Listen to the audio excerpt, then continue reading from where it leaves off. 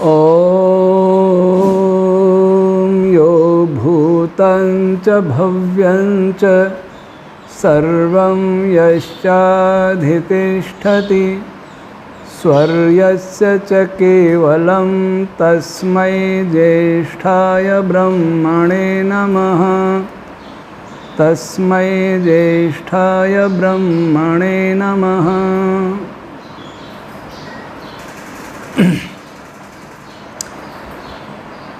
प्रिय विद्यार्थियों,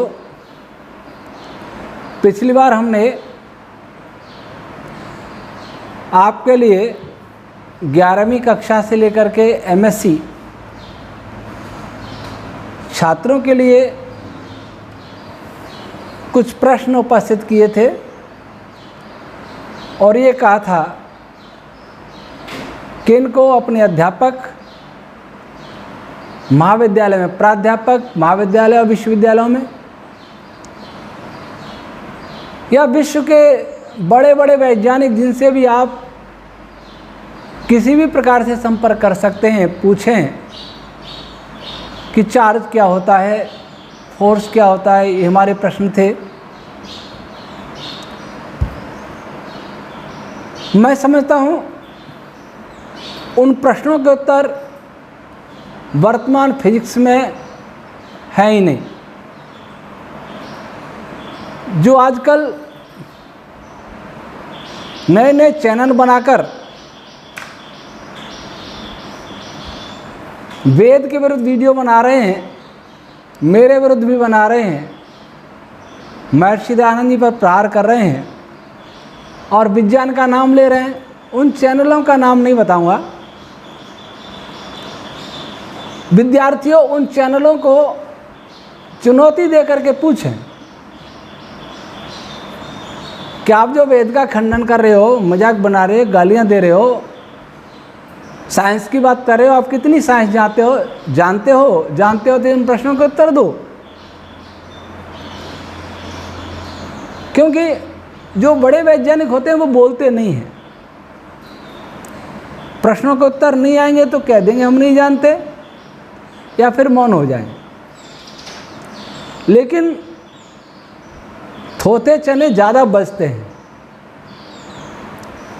अब देखा ना, चने को अगर अंदर से घुन खा जाए, ऐसे एक कटोरे में चने लीजिए, फिर देखिए कैसे बचते हैं वो।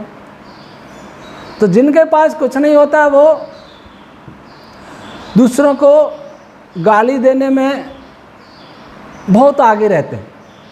वो सोचते हैं कि किसी को गाली देने से मैं बड़ा हो जाऊंगा, मैं वैज्ञानिक हो जाऊंगा। तो ऐसे लोगों को पकड़ो और उनको पूछो कि इनका जवाब दो। बहुत एडवांस साइंस की बात करते हो, बहुत साइंटिफिक प्रूफ मांगते हो, वेद की निंदा करते हो। आज हम और दूसरी चर्चा करते हैं। अगले प्रश्न उन्हीं विद्यार्थियों से मैं आप लोगों में जिज्ञासा भाव पैदा करने के लिए ये प्रश्न आपने सामने रखता हूँ।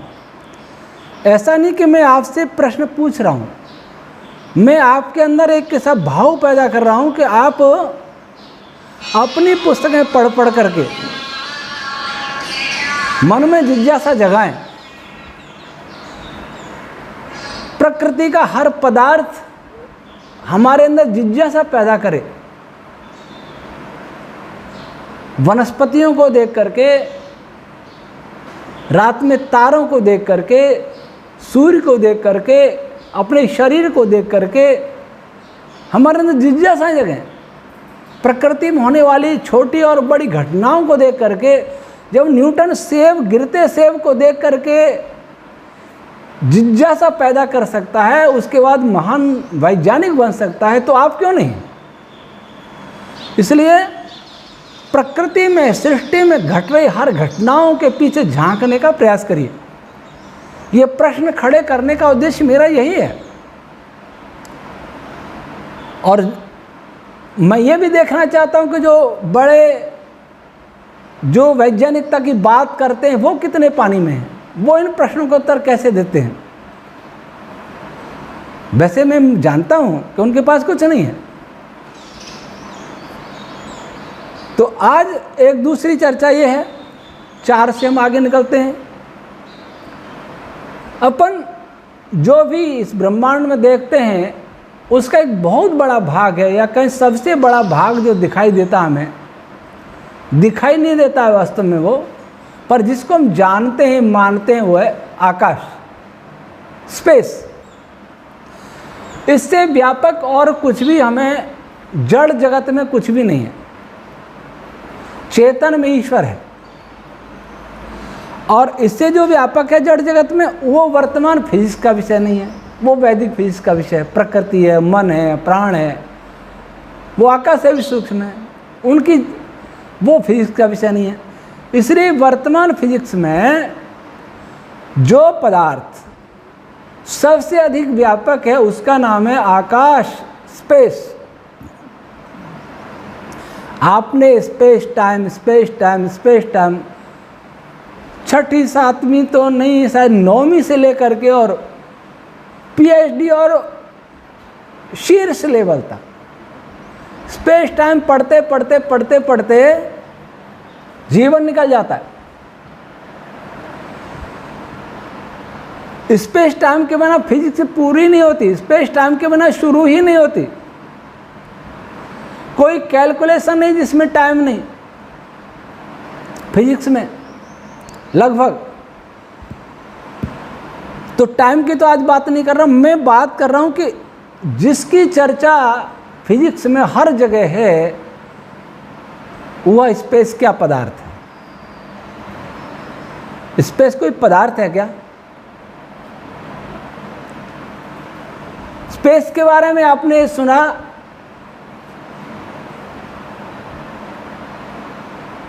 कि आकाश, जिसको आकाश कहते हैं हिंदी में, वो मास बहुत बड़ा कोई मैसिव ऑब्जेक्ट है, बहुत भारी है, तो हम स्पेस सिकुड़ कर्व हो जाता है, मुड़ जाता है। जब किसी तारे के पास में होकर के किसी दूसरे तारे या कहीं से आता हुआ प्रकाश गुजरता है तो थोड़ा सा मुड़ करके फिर आता है, क्योंकि उसको वो मास कर्व कर देता है। स्पेस और गुरुत्व, इनका बहुत निकट संबंध बताया जाता है। और वर्तमान जो नया फिजिक्स है, नई फिजिक्स क्या कहती है कि ग्रेविटेशनल फोर्स कोई फोर्स नहीं है, स्पेस का कर्वेचर ही फोर्स है। एक उदाहरण देते हैं, जैसे मान लीजिए ये कोई मेरे पास बॉल है, ये पेपर वेट है, और एक बाल्टी हो, उसके ऊपर कपड़ा ढक दें, मान लीजिए कपड़ा है और ये पेपर वेट मैंने रख दिया, तो पेपर वेट या कोई लोहे की बॉल, उसके कारण कपड़ा नीचे झुक जाएगा। इसमें मास है इसलिए कपड़ा नीचे झुका, इसमें मास नहीं होता तो कपड़ा नीचे नहीं झुकता। अब बाल्टी के किनारे झुके कपड़े पर एक कांच की गोली रख दीजिए, वो लुढ़क के इसके पास ही जाएगी। तो वर्तमान फिजिक्स क्या कहती है कि ये कोई फोर्स नहीं है, ये कर्वेचर हुआ, तो कर्वेचर में वो कांच की गोली चली गई। जब हम रोड पर गाड़ी चलाते हैं और रोड में कोई डिप आ जाता है तो गाड़ी अपने आप नीचे जाती है, कोई फोर्स काम नहीं कर रहा। ऐसा गुरुत्व के जानने वालों का तर्क है। अब आप इसमें विचार करिए। जैसे बाल्टी को ढककर के कपड़े से मैंने स्पेस बता दिया, रबर शीट के रूप में बताते, आपने बहुत देखा होगा, पढ़ा होगा पुस्तकों में। रबर शीट 2 डायमेंशनल है, द्विविमीय। तो 2 डायमेंशनल जो पदार्थ है उसको तो हमने कह दिया ऐसे झुक गया, लेकिन जो 3 डायमेंशनल है, जो सब जगह भरा हुआ है, मान लीजिए पानी के अंदर ये मैं ले जाऊं इस पेपर वेट को पानी के अंदर, तो इसके आगे पीछे दाएं बाएं ऊपर नीचे सब जगह 10 दिशाओं में पानी है। अब उसको ये कैसे कैसे कर्व करेगा ये आप पूछिए। जो 2 डायमेंशनल शीट है ये तो कर्व हो जाएगा, लेकिन आप पानी के अंदर बैठे हुए हैं, चारों ओर सब और पानी है, तो वो कर्व कैसे होगा? इस कर्वेचर का क्या अर्थ है? कर्व होना या नहीं होना 2 डायमेंशन में तो दिखाई दे सकता है। एक पतला धागा उसमें भी दिखाई दे जाएगा, ऐसे झुक जाएगा, ये है, ये झुक जाएगा, लेकिन चारों ओर यही पदार्थ है, तो वो कर्व कैसे होगा? स्पेस, हर ऑब्जेक्ट, चाहे वो ग्रह है, उपग्रह है, तारे हैं, सो कॉल्ड ब्लैक होल हैं, उनके चारों ओर स्पेस भरा हुआ है, तो मास के कारण वो कैसे कर्व होता है? डेंस तो हो सकता है कि मास के पास स्पेस की मात्रा अधिक हो, डेंस हो जाए कुछ, और बाहर विरल रेयरनेस हो, ये तो हो सकता है, पर कर्वेचर का क्या अर्थ हुआ? और डेंस हो गया, मान लीजिए इसके चारों ओर वो पानी है, डेंस हो गया, अब इसके चारों ओर डेंस होने से यहाँ कोई गोली है, वो कैसे, इसमें कैसे गिरती है?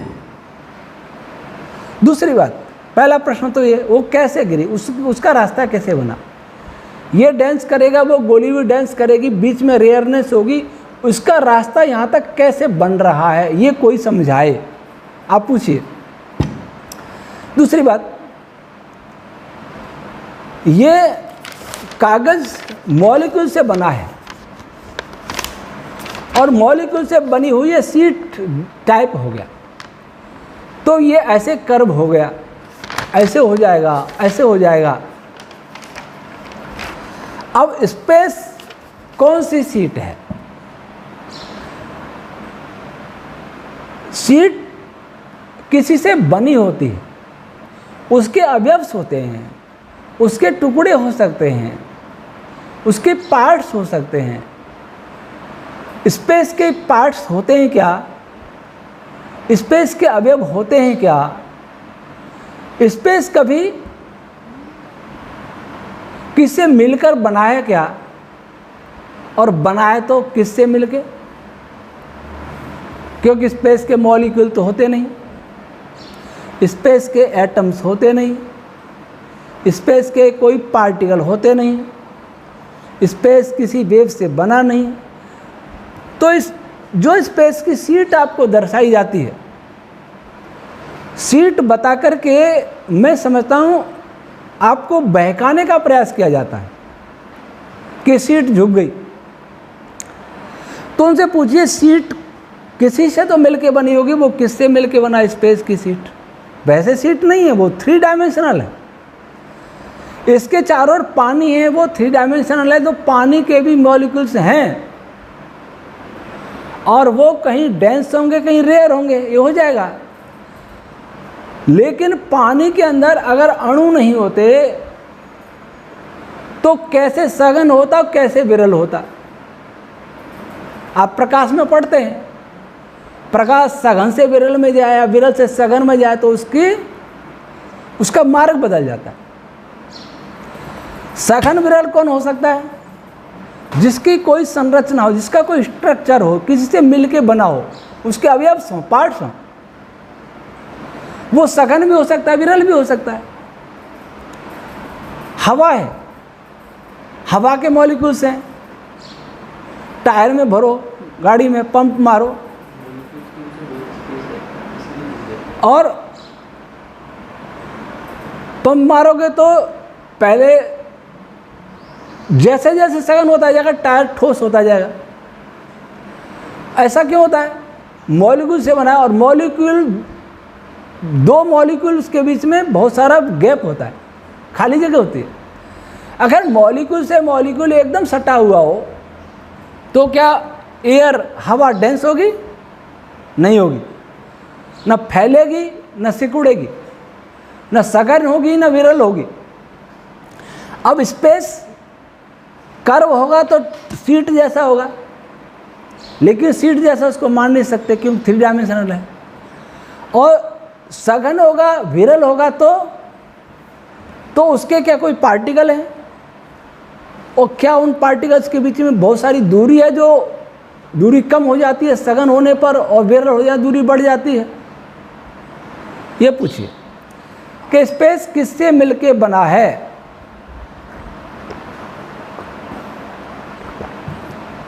पानी की संरचना आप जानते हैं, हवा की संरचना जानते हैं, मैं कपड़ा पहनूं उसकी संरचना पता है, इसमें धागे धागे हैं।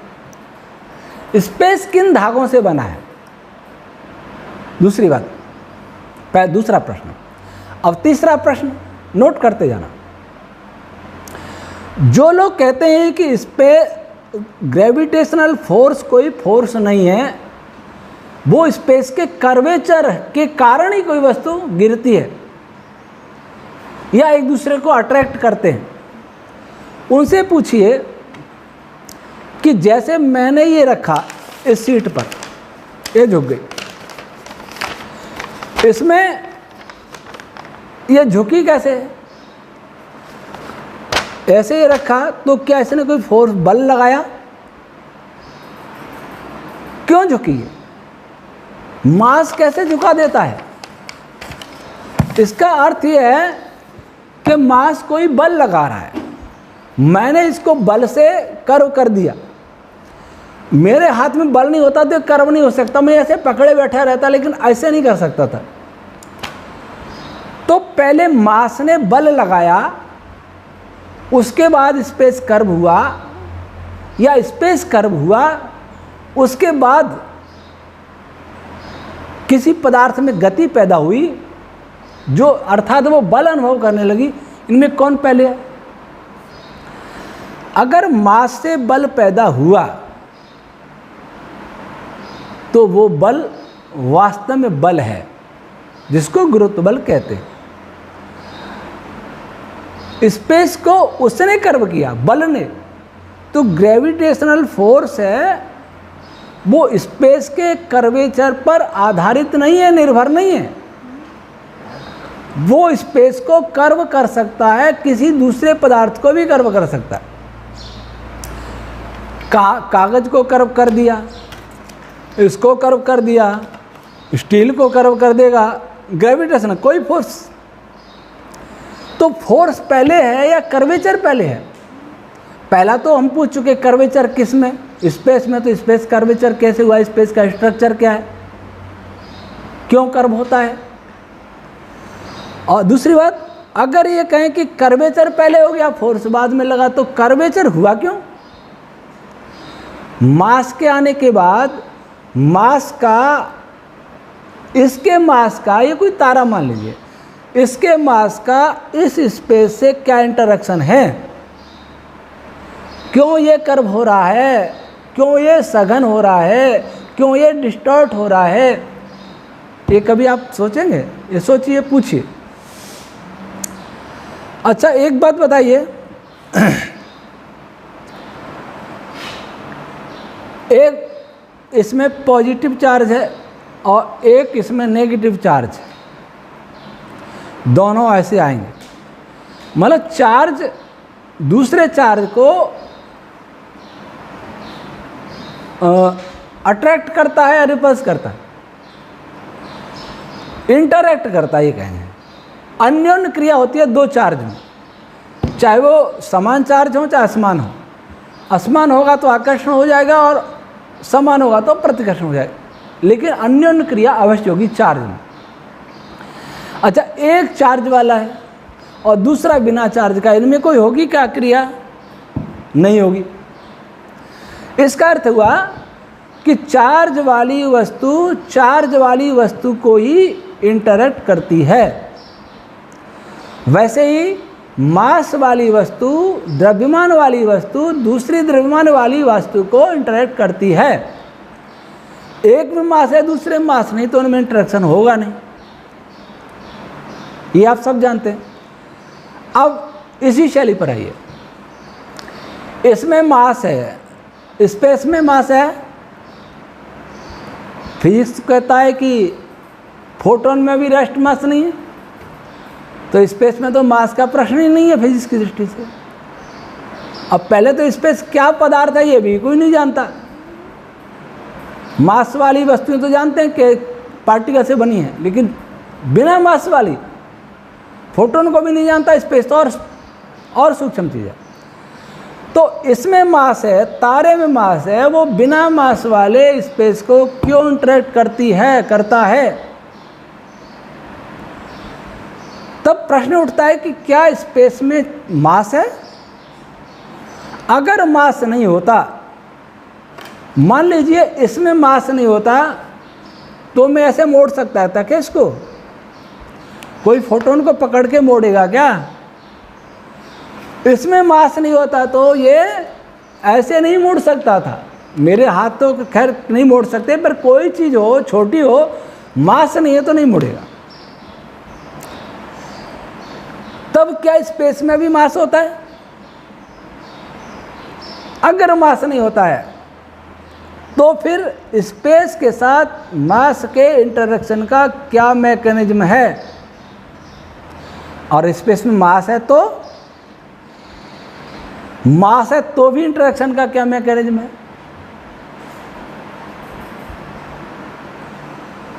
अगली बात, अगर स्पेस में मास मान लिया जाए तो क्या होगा कि हर मास वाली वस्तु को वो इंटरेक्ट करेगा और उसमें विकिरण रेडिएशन का जाना निकलना ये भी कठिन होगा, उसमें भी फोर्स लगेगा। सूर्य के न्यूक्लियस में जब नाभिकीय संलयन की क्रिया होती है, क्या बनता है? Gamma rays. और सूर्य के न्यूक्लियस से बाहर सूर्य की त्रिज्या है, कुल मिला के रेडियस है लगभग 6.25 लाख किलोमीटर। 6.25 लाख में से लगभग 1.5 लाख किलोमीटर उसके सूर्य के जो नाभिक है, न्यूक्लियस है, उसका रेडियस है। बाकी बच गया 4.25 लाख किलोमीटर। तो 4.25 लाख किलोमीटर चलने में सूर्य के प्रकाश को, अर्थात जो सेंटर में गामा रेज बने नाभिकीय संलयन से, उस फोटोन को, गामा फोटोन को बाहर तक आने में, सूर्य के बाहरी तल पर आने में लगभग 1 लाख वर्ष लगते हैं। क्यों लगते हैं? इसलिए लगते हैं कि सूर्य के अंदर जो भी प्लाज्मा है, पार्टिकल है, आयंस हैं, उनसे टकरा के आता है। उनमें अगर मास नहीं होता तो वो बड़े आराम से बाहर आ जाता। उनको मास इंटरेक्ट करता है, और भी दूसरा कुछ इंटरेक्ट करता है, वो आगे बताएंगे। उस इंटरेक्शन के कारण सूर्य का प्रकाश 1 लाख वर्ष में 4.25 लाख किलोमीटर चल पाता है। अर्थात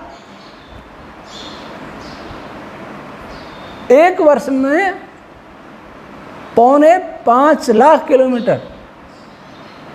तो उसकी स्पीड अब घंटे में निकालोगे, सेकंड में निकालो तो कितनी आएगी? कुछ भी नहीं आएगी। इतना धीरे धीरे, चींटी की गति से भी धीरे धीरे निकल पाता है। 1 वर्ष में कितना चला? 4.25 किलोमीटर। 1 वर्ष में 4.25 किलोमीटर, चींटी तो बहुत चल लेगी 1 वर्ष में। और सूर्य का प्रकाश 4.25 किलोमीटर चल रहा है। क्यों? क्योंकि वह मासिव पार्टिकल है, मैसिव पार्टिकल उनसे इंटरेक्शन हो रहा है, चार्ज पार्टिकल उनसे इंटरेक्शन हो रहा है। अगर स्पेस में मास माना जाएगा तो उसमें भी रेडिएशन को निकलने में समय लगेगा, वहां भी इंटरेक्शन काम करेगा। क्या वहां भी इंटरेक्शन होता है? फिर ये इलेक्ट्रोमैग्नेटिक वेव दूर से हमारे पास आ ही नहीं पाएंगे। वो तो जब 1 मिनट में जब वहाँ इतना समय लगता है तो स्पेस में भी कुछ तो होगा इंटरेक्शन, अगर मास है तो। मास नहीं है तो मास वाले ऑब्जेक्ट से कारण वो कर्व नहीं होगा, डेंस नहीं होगा। मास है तो रेडिएशन या अल्फा बीटा गामा ये जो रेज आ रही हैं सूर्य से, इनमें भी बाधा आएगी, वो यहाँ तक नहीं आ पाएंगे, आएंगे तो बहुत धीरे आएंगे। तो पूछिए क्या वो धीरे चल रही हैं? स्पेस नहीं होता, क्या वो तेज आती? अब आते हैं, क्या चार्ज के साथ भी ऐसा होता है? आप लोगों ने मास के बारे में तो सुना कि कोई मास, बड़े मास वाला तारा है, ऑब्जेक्ट है, उसको कर्व कर देता है। क्या चार्ज ऐसा करता है? हाँ, चार्ज भी ऐसा करता है। रिचर्ड पी फाइनमैन की पुस्तक देखिए, लेक्चर्स ऑन फिजिक्स, बहुत बड़े वैज्ञानिक थे। उन्होंने लिखा कि पॉजिटिव चार्ज अपने चारों ओर स्पेस में एक ऐसी कंडीशन पैदा करता है जो नेगेटिव चार्ज को अपनी तरफ अट्रैक्ट करता है। अर्थात पॉजिटिव चार्ज स्पेस को डिस्टॉर्ट करता है। डिस्टॉर्ट, कर्वेचर एक ही बात, ऐंठन, मुड़ना, ऐंठन में तो मुड़ना ही है। इसका अर्थ हुआ कि जो मास की सुन रहे थे कि मास वाली वस्तुएं कर्व करती हैं स्पेस को, इसलिए ग्रेविटेशन फोर्स कोई फोर्स नहीं है, वो तो कर्वेचर के कारण वस्तु नीचे की तरफ आती है या किसी भारी पदार्थ की ओर जाती हैं। लेकिन फाइनमैन तो कह रहे हैं कि चार्ज भी डिस्टॉर्ट करता है स्पेस को। तो मैं ये कह दूं कि इसका मतलब हुआ इलेक्ट्रोमैग्नेटिक फोर्स कोई फोर्स नहीं है। ये जो पॉजिटिव चार्ज ने स्पेस को डिस्टॉर्ट किया है, और डिस्टॉर्ट किया तो दूसरा नेगेटिव चार्ज पास रखा हुआ अपने आप आएगा। जैसे कोई दरी पे एक बालक बैठा है और आप दरी को, इस पर कोई बैठा है, ये देखिए ये है, और ऐसे इसको डिस्टॉर्ट करते जाएं, ये करते जाएं, ये अपने आप आ गया। जब चार्ज ऐसे ही करता है तो मैं कहती हूँ कि इलेक्ट्रोमैग्नेटिक फोर्स भी कोई फोर्स नहीं है। पॉजिटिव चार्ज ने स्पेस को यूँ पकड़ के डिस्टर्ब करना शुरू किया, और उस स्पेस पे नेगेटिव चार्ज भी रखा था, उसको खींच लिया। फोर्स कहाँ है? तो आप क्या कहेंगे? तो ये पूछिए कि ग्रेविटेशन फोर्स जो जनरल रिलेटिविटी कहती है, कर्वेचर वाली बात, क्या वो इलेक्ट्रोमैग्नेटिक फोर्स में नहीं होती क्या? फोर्स पर फिर हम ही बात करेंगे कभी, केवल यहाँ इतना ही कि अगर चार्ज डिस्टॉर्ट करता है, कर्व करता है स्पेस को, तो क्या स्पेस में चार्ज भी होता है? नेगेटिव चार्ज वाला भी प्रभावित होता है, पॉजिटिव चार्ज वाला। तो स्पेस में कौन सा चार्ज होता है? क्या चार्ज होता है स्पेस में? नहीं होगा, तो इंटरैक्शन नहीं होगा। और होगा तो फिर चार्ज पार्टिकल जब इलेक्ट्रॉन जैसे गमन करेगा, सूर्य से आते हैं प्रोटॉन और इलेक्ट्रॉन, चार्ज स्पेस में होगा तो आ ही नहीं पाएंगे, वो तो स्पेस में कहीं फंस जाएंगे। तब इसका समाधान क्या है कि चार्ज पार्टिकल स्पेस में चल भी रहे हैं और उसको डिस्टॉर्ट भी करते हैं। तो ये सब कैसे होता है? तो आज इतना ही। पहला प्रश्न, आकाश क्या है? क्या आकाश कोई व्यवहारिक पदार्थ है, काल्पनिक है, वास्तव में है? वास्तव में तो इसके अवयव पार्ट्स क्या हैं, उन पार्ट्स से कैसे बना, स्ट्रक्चर क्या है? बल पहले है या स्पेस का कर्वेचर डिस्टॉर्शन पहले है? बल पहले है तो कैसे, और कर्वेचर होगा पहले तो वो कैसे, वो क्यों होगा कर्वेचर? मास वाले पदार्थ क्या करते हैं कि स्पेस को अपनी तरफ कर्व करते हैं? चार्ज वाले पदार्थ में से क्या निकलता है कोई स्पेस को डिस्टॉर्ट करता है?